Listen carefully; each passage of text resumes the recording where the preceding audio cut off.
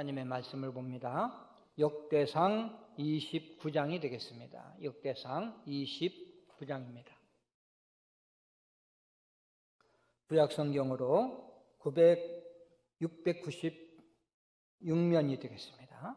696면 26절부터 28절까지인데 제가 26절을 읽습니다. 이새의 아들 다윗이 온 이스라엘 왕이 되어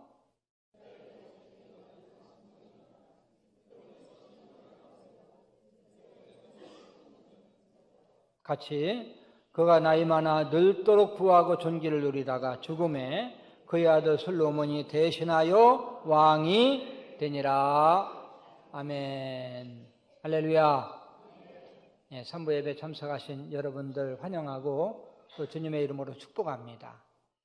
우리 인사를 나누는데 우리 중층에 있는 분들도 인사를 좀 잘 나눴으면 좋겠습니다. 뭐라고 인사하시냐면은 뵙기만 해도 행복합니다.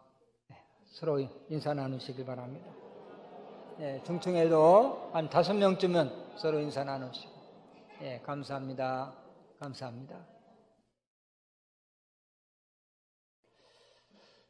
지난주는 지나온 은혜에 대해서 말씀을 나누면서 우리 하나님께 감사했습니다.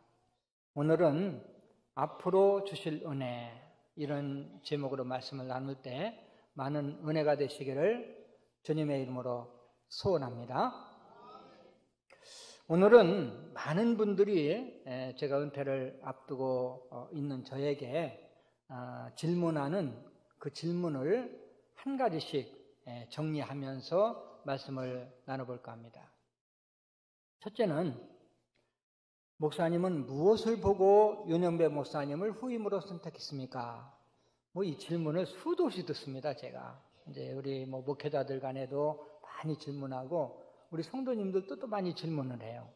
여러분들도 궁금하지요? 안 궁금한가 보다. 말하지 말까? 예.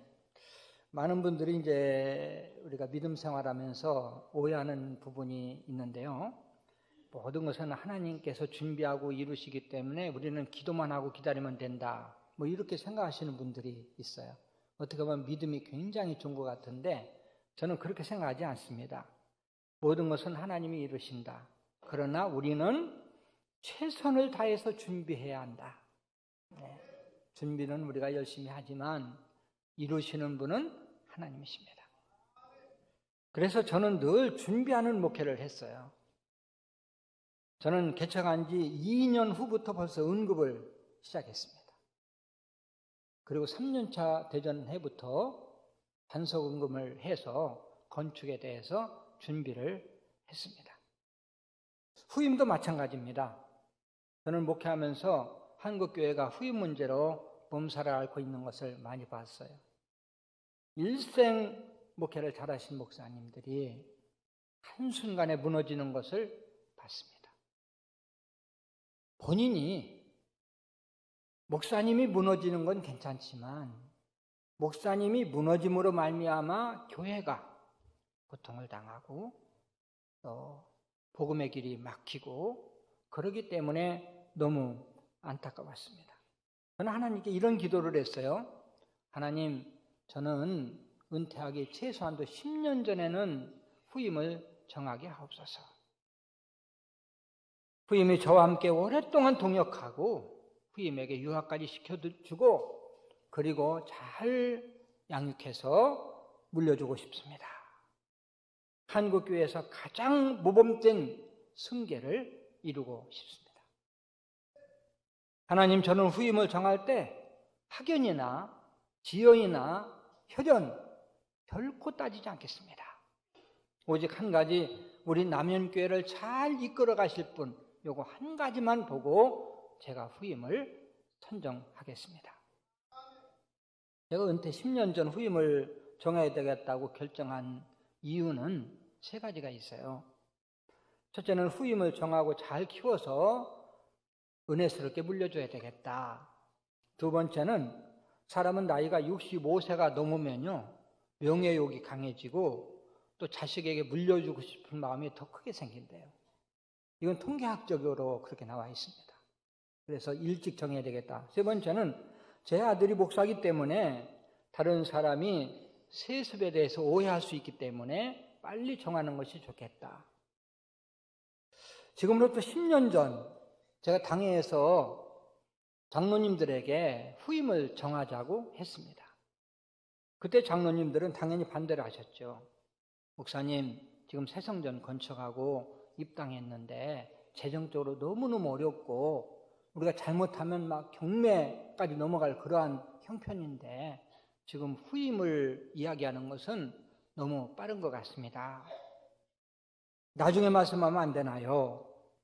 목사님 은퇴가 10년도 더 남았는데 벌써 후임을 정해야 되나요? 더구나 목사님 은퇴 이야기가 나오면 레임덕 현상이 나타나서 목사님 목회에 더 어려울 수도 있습니다. 다른 목사님들은 은퇴 얘기만 꺼내도 기분 나쁘게 생각하고 또 장로님들이나 성도들이 은퇴 이야기만 꺼내면 벌써 예민하게 반응하고 그런데 목사님은 벌써 은퇴에 대한 말씀을 하십니까? 제가 이렇게 대답을 했어요. 장로님들 말씀도 맞습니다. 그러나 사람이 죽는 것은 하나님이 정하신 것이고 또 은퇴는 총의 법으로 정하는 것입니다. 누구나가 죽어야 되고 누구나가 은퇴를 해야 됩니다. 당연한 것입니다. 죽음이나 은퇴나 준비하는 사람은 지혜로운 사람이고 준비하지 못한 사람은 미련한 사람입니다. 특히 한국교회가 세수 문제로 몸살을 앓고 있습니다. 제 아들이 목사이기 때문에 빨리 후임을 정해서 오해를 불식시키고 싶습니다. 저는 결코 세습하지 않겠습니다. 만약 우리 아들을 당에서 가결하고 공동의회에서 전체 100% 찬성을 해도 저는 않습니다. 이건 법의 문제가 아니라 건덕상의 문제입니다.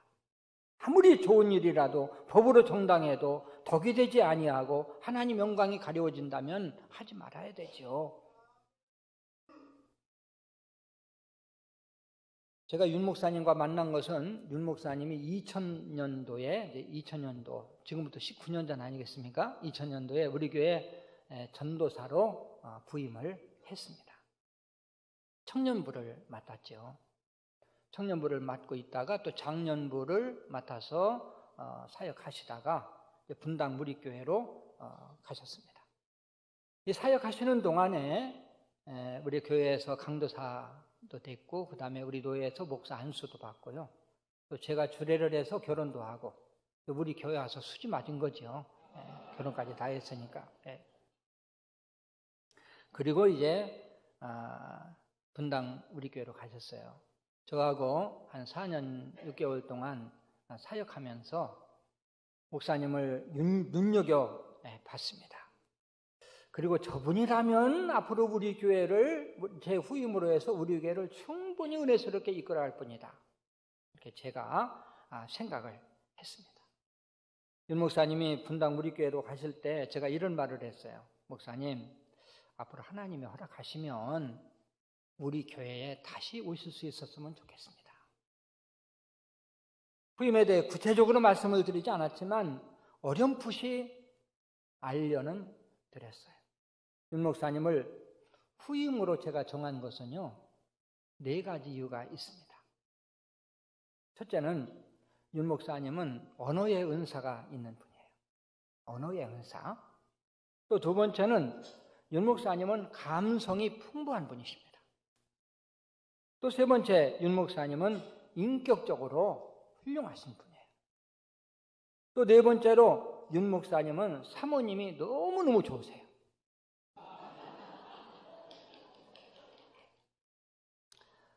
윤 목사님이 좋다 할 때는 박수도 안 치는데 사모님이 좋다고 하니까 이렇게 박수까지 나오네요. 목사로서 제일 중요한 것은 설교입니다. 메시지가 뒷받침되지 못하면 목회는 어렵고 한계가 있어요. 설교를 잘하기 위해서는 언어의 은사가 있어야 돼요. 언어 구사력은요, 배워서 되는 것도 있지만 타고난 그러한 은사가 더 큰 영향을 미칩니다. 당시 윤 목사님 전도사로 부임하셔서 이렇게 설교를 하셨는데 그때 설교가 형편없었어요.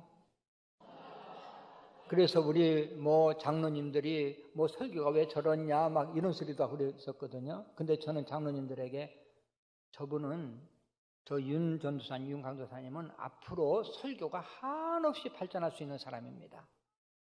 제가 눈은 적어도 이런 건 잘 보거든요.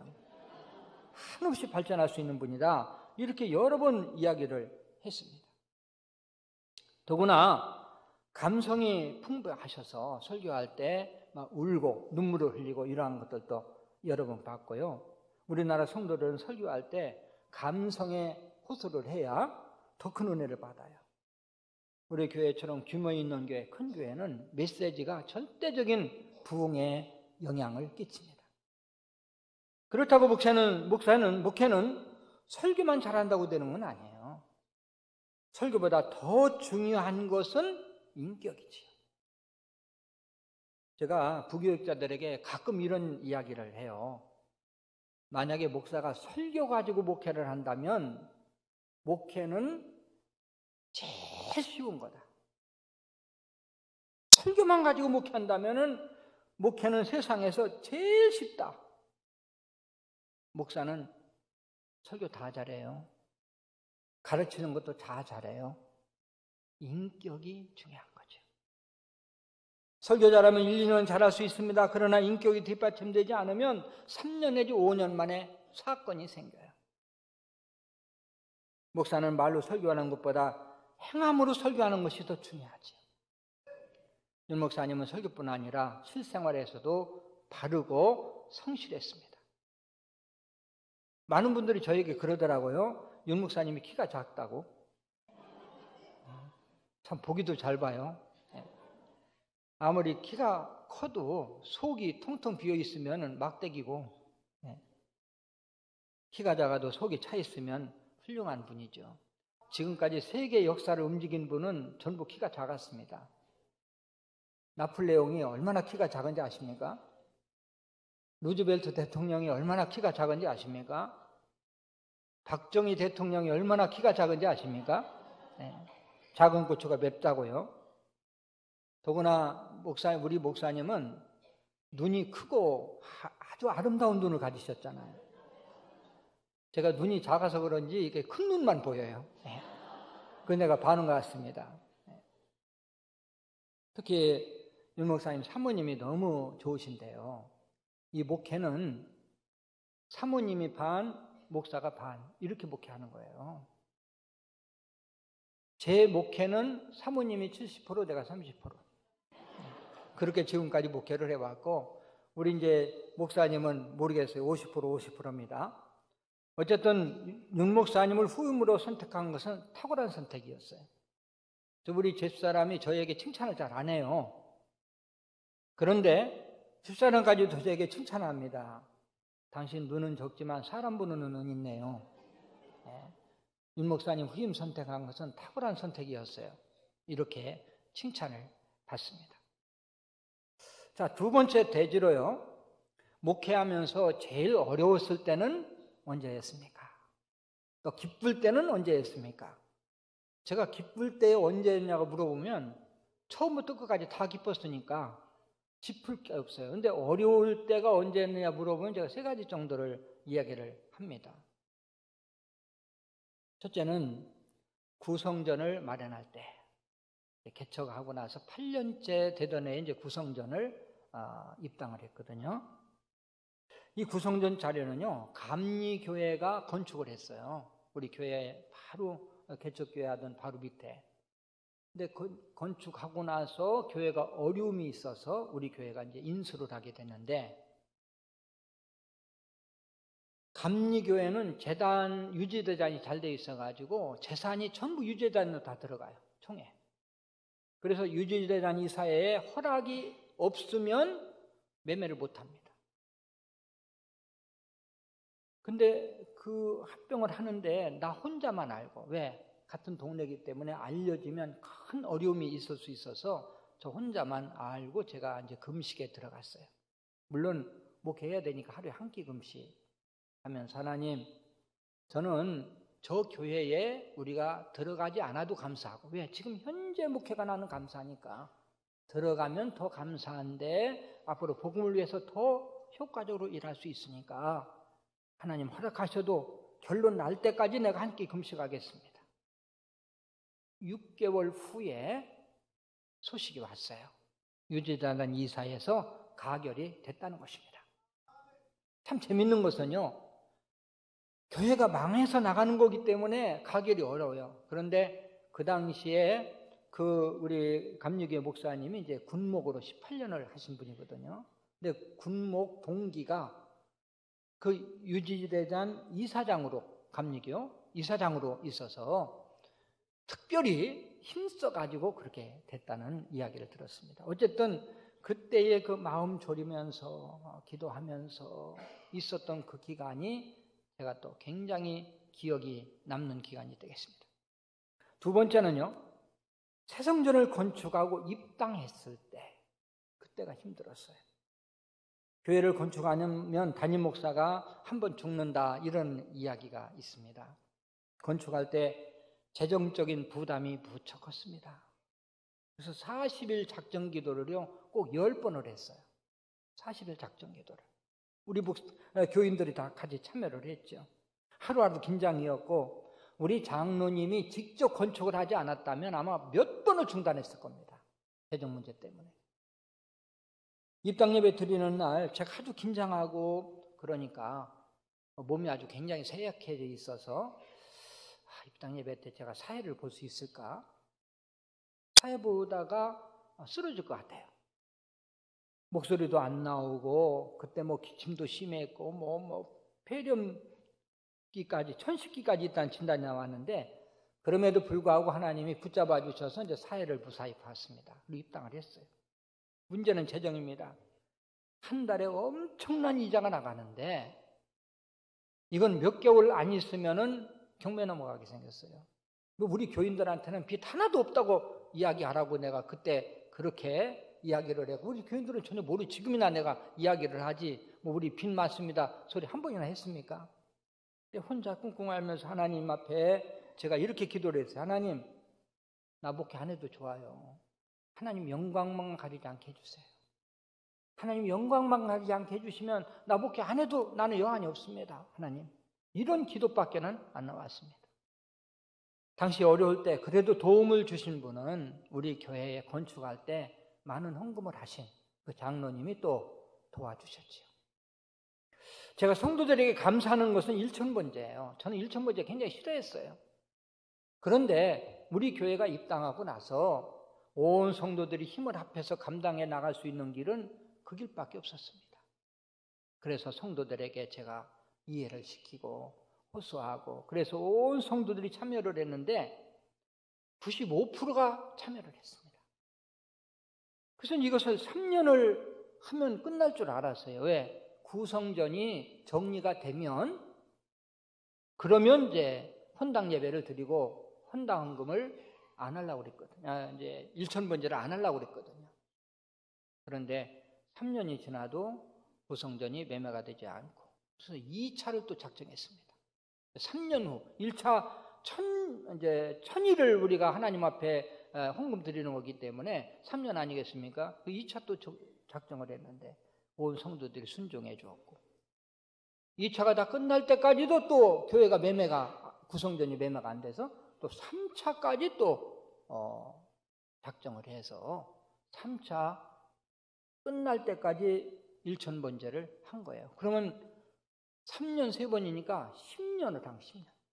10년 동안 우리 성도들이 그 일천번제를 작정하고 이렇게 순종해 줬다는 사실에 대해서 나는 너무너무 감사하고 다른 교회도 일천번제를 합니다. 그러나 한 번 하는 것도 버거워하는데 우리 교회는 3차나 작정해도 성도들이 불평하지 아니하고 따라왔고 이것을 통해서 우리 교회가 감당을 했고 지금은 많이 또 부채를 갚아나가서 이제는 우리 교회가 넉넉히 감당할 수 있고 지금 또 계속해서 갚아나가면서 큰 일을 할 수가 있는 것입니다. 저는 이것을 생각하면서 늘 감격해하면서 목회를 해왔어요. 세 번째는 우리 아들을 부목사로 데려올 때 그때가 또 힘들었습니다. 저는 처음부터 아들을 후계자로 세울 생각이 없었어요. 한국 교회가 세습 문제 때문에 사회적 지탄을 받고 있었잖아요. 그럼에도 또 강행하는 목사님들이 있었는데 이것은 목사 개인의 욕심입니다. 교회를 내가 개척했기 때문에 내 교회다. 또 그렇기 때문에 내 교회라고 생각하기 때문에 세습을 강행하는 거예요. 그러나 교회는 아무리 내가 개척하고 아무리 건축했어도 내 교회가 아닙니다. 교회는 우리 주님의 교회, 성도들의 교회. 성도들이 같이 기도하고 같이 눈물을 흘리면서 같이 헌신해서 세운 교회가 바로 우리 주님의 교회죠. 아들이 신학을 하면서 저에게 부탁했어요. 아버지는 제 목회의 모델입니다. 저도 아버지처럼 목회하고 싶습니다. 저는 아버지 목회를 물려받을 생각은 저도 하나도 없습니다. 그러나 아버지 밑에서 2년만 목회를 배우게 해주세요. 그렇게 저에게 부탁을 했습니다. 제가 허락하면서 이런 말을 했어요. 그래, 그런 기회를 만들어보자. 그러나 후임이 다 정해진 다음에 그때 와라. 그래야 오해가 없다. 이제 후임도 정해서 유학을 보냈고 제가 은퇴할 때도 얼마 남지 않았기 때문에 아들 목사와 약속을 지키기 위해서 부목사로 청빙을 하려고 했습니다. 그것도 당에서 우리 아들 데려와서 이제 후임 목사님 유학하고 돌아오기 전에 2년만 있다가 이제 유학 보내겠습니다. 당에서 이야기를 했어요. 그런데 이상한 소문이 퍼지기 시작했습니다. 담임 목사님이 아들을 부목사로 데려오는데 세습할지도 모른다. 지도 모른다. 이런 소문이 나기 시작했습니다. 깜짝 놀랐어요. 근데 그 소문이 나중에는 어떤 소문이 나냐면 담임 목사님이 세습하려고 아들을 데려온다. 또 이렇게 소문이 났습니다.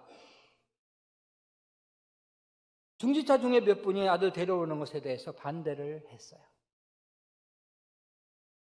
그렇게 되면 우리 부교육자들은 좀 담임 목사 편을 들어야 되지 않습니까? 제가 우리 부교육자들 얼마나 사랑하고 아꼈는데. 근데 부교육자들 중에서도 또 이상한 말을 하고 다니는 부교육자들이 있어요. 어느 교회는 목사님이 세습을 안 한다고 다 갑자기 했다고. 그게 무슨 말입니까? 우리 목사님도 갑자기 할 수 있다는 거예요. 부채질을 하는 겁니다. 자, 이 정도 되면 부목사님 정도 되면 우리 목사님 절대 그런 목사님 아닙니다. 지금까지 35년 신실하게 목회하는데 당시 35년입니다. 그리고 또 후임까지 정했는데 어떻게 그런 일이 있을 수 있습니까? 이렇게 해야 되는데 강하게 이야기해 주지 않고. 제가 그때 정말 낙심이 되더라고요. 그래, 나 36년 목회 헛목회를 했구나. 내가 목회 헛했구나. 우리 성도들이 나를 이렇게 나는 그냥 성도들 위해서 생명을 걸었는데 왜 성도들이 나를 믿어주지 못할까? 마음이 아프고 또 우리 교육자들 생각에도 마음이 아프고. 근데 제가 기도하면서 하나님이 이런 생각을 주시더라고요. 성도도 부교육자도 다 내 자식이지, 자식. 여러분, 자식 키우다 보면 자식들이 말을 잘 듣습니까? 안 듣습니까? 되게 안 들어요. 네. 그러면서 무슨 또 자격이 있다고 엄마는 내 엄마 아니야? 응? 아빠 안 할 거야? 참 가소롭지요? 그래도 내 자식이니까. 엉뚱한 말을, 엉뚱한 행동을 해도 내 자식이니까 그냥 사랑하는 거예요. 부교육자들 아무리 담임 목사 속속에도 내 자식이지. 성도들 중직자들이라 할지라도 내 마음을 몰라줘도 내 자식이지. 그래, 부모의 자녀 사랑은 일방적 사랑, 짝사랑이야. 나는 짝사랑이야. 그냥 짝사랑하다 끝나는 거야. 지금까지도 짝사랑을 해왔고 앞으로도 짝사랑을 해야지. 이렇게 생각하니까 마음이 편해져요. 다 용서가 돼요. 부교육자들도 용서가 되고 또 그 다음에 좀 이렇게 반대를 했던 그분들도 다 용서가 되고. 그래서 어느 사람 하나 제가 문자 삼지를 않았어요. 다 넘어갔습니다. 부교육자들도 그런 부교육자들도 다 개척해주고 다 길 열어주고 모든 소란이 잠잠해졌고 아들의 부목사로 왔어요. 그리고 2년 동안 잘 심어하다가 미국으로 유학을 떠났습니다. 그 후에 후임 목사님은 유학하고 돌아와서 이제 저하고 2년 동안 잘 또 동사 사역을 하다가 이번 주 토요일 날 후임 목사로 세워지는 것입니다. 할렐루야.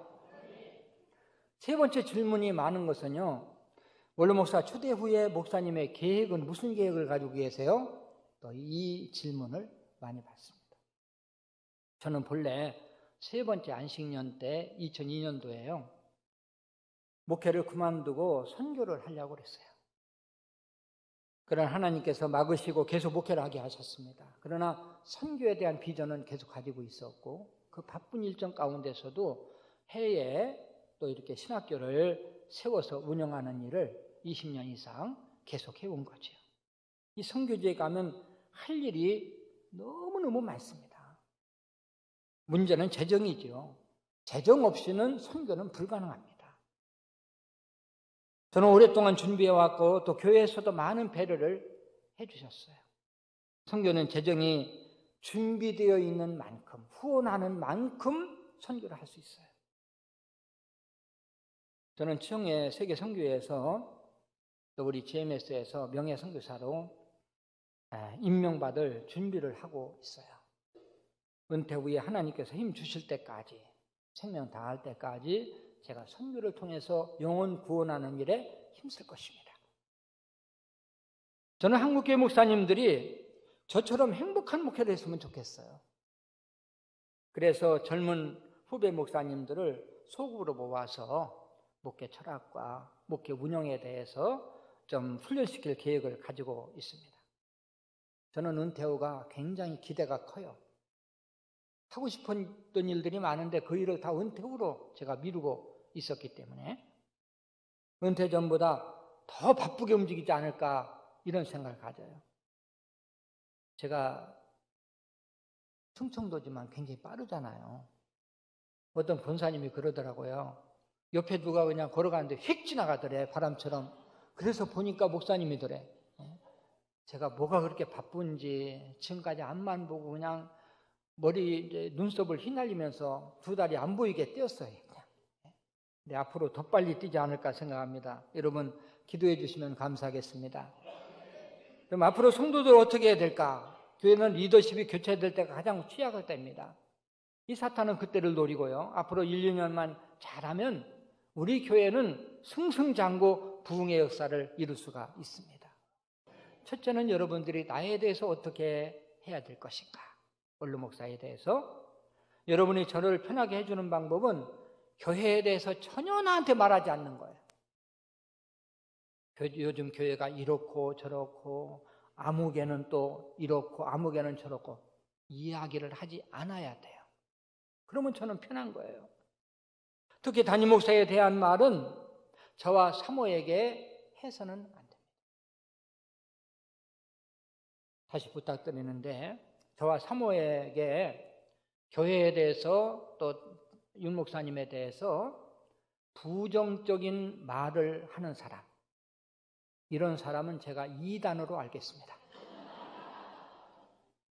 그리고 사탄의 앞잡이로 알겠어요. 사탄의 앞잡이. 그리고 저한테 이런 교회에 대해서 목사님, 담임 목사님에 대해서 부정적으로 이야기를 하면 내가 속으로 사탄아 물러가라 그럴 겁니다.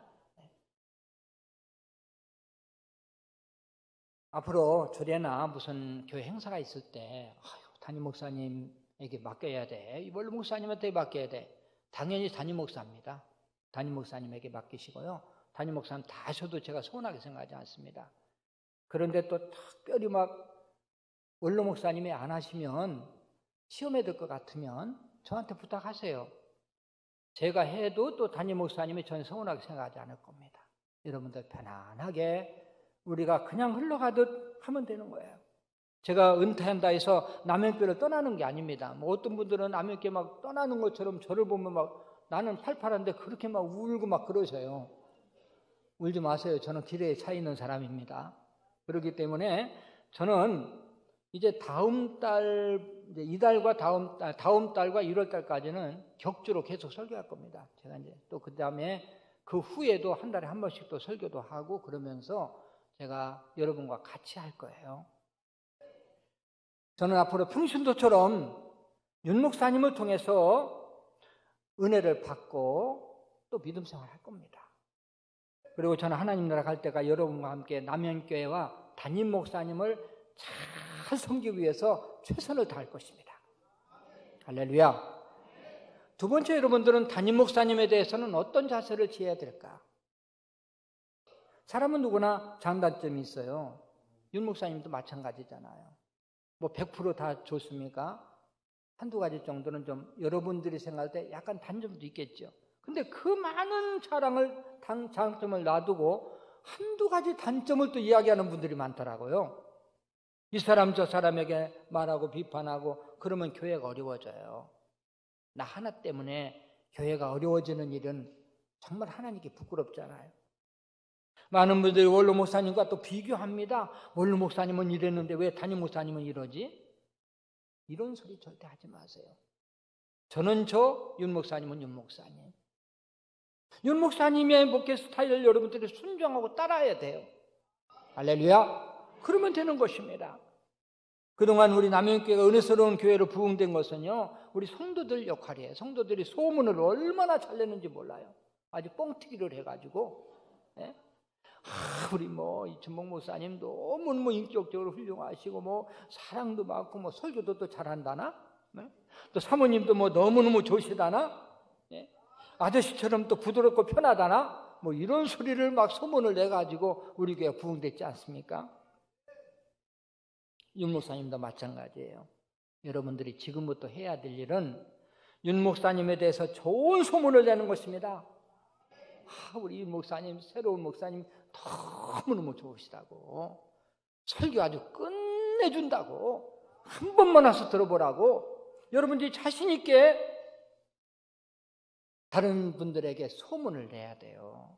윤 목사님 성격도 좋으시고 아주 인격도 참 좋으시고 겸손하시고 섬기기도 너무너무 잘하시고 사모님이 또 너무너무 좋으시고 우리 원로 목사님도 훌륭하지만 담임 목사님은 더 훌륭하시다고 이렇게 소문만 내면요, 우리 교회는 부흥되게 돼 있어요.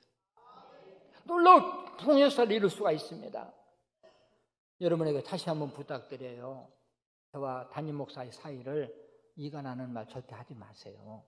우리 담임 목사님한테 찾아가서 원로 목사님이 이러이러했다고 그렇게 얘기하지 말고, 또 나를 찾아와가지고 또 담임 목사님이 원로 목사님이 이렇게 해서 그렇게 하지 마세요. 나를 편하게 하는 방법은 우리 담임 목사님 막 칭찬을 해줘, 좋은 소문을 내주고, 그러면 나는 기쁘고 나는 편한 거예요. 자, 이제 말씀을 마무리합니다. 저는 은퇴하면서 아쉬움이 하나 있다면 교회 헌당을 못한 거지요. 그동안 구성전이 매매되면 헌당하겠다고 했는데 아직도 매매가 이루어지질 않고 있습니다. 그러나 헌당은 나중에도 되죠. 꼭 은퇴하기 전에 해야 된다, 하나님이 허락하실 때 하면 되는 것입니다. 감사한 것은 제가 이렇게 목회하는 동안에 우리 7개의 지교회를 세웠다는 거예요. 우리 교회가 그렇게 재정적으로 압박을 받음에도 불구하고 할 일을 했다는 거죠.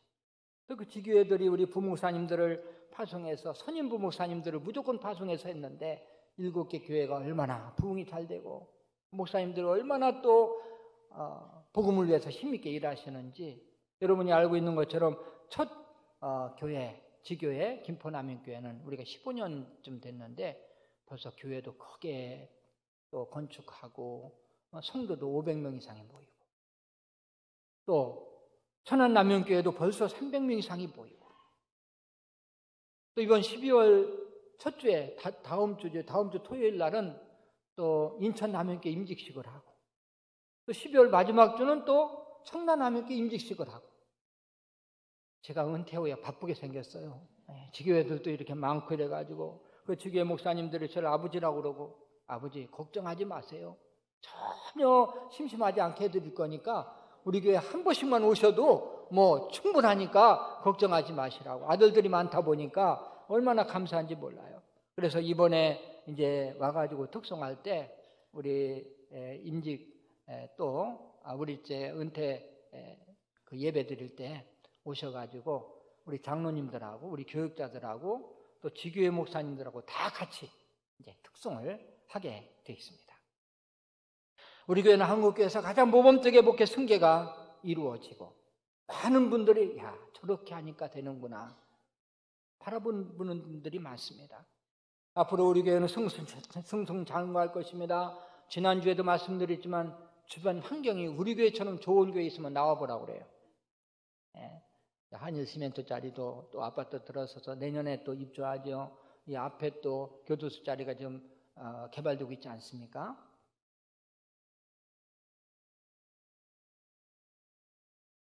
구성전이 또 매매가 되면 재정적으로 또 큰 힘을 받게 되어 있습니다.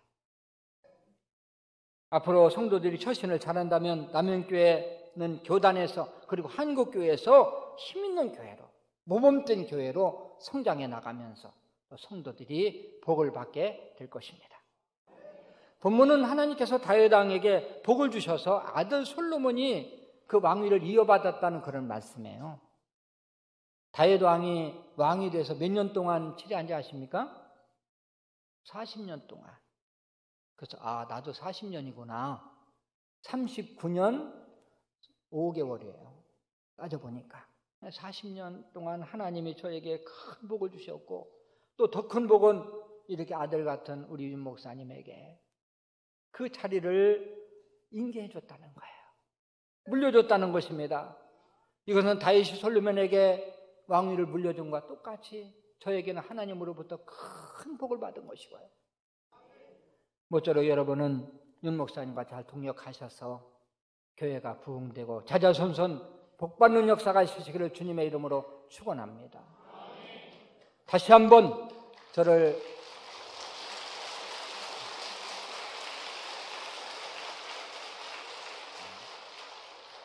우리 3부 예배에 참석하신 분들이 제 수준이 있는 것 같아요. 1부, 2부 때는 박수는 안 나왔는데 다시 한번 저를 정말 행복한 목회자로 지금까지 행복하게 목회할 수 있도록 같이 해주신 여러분들에게 진심으로 감사드립니다. 감사합니다.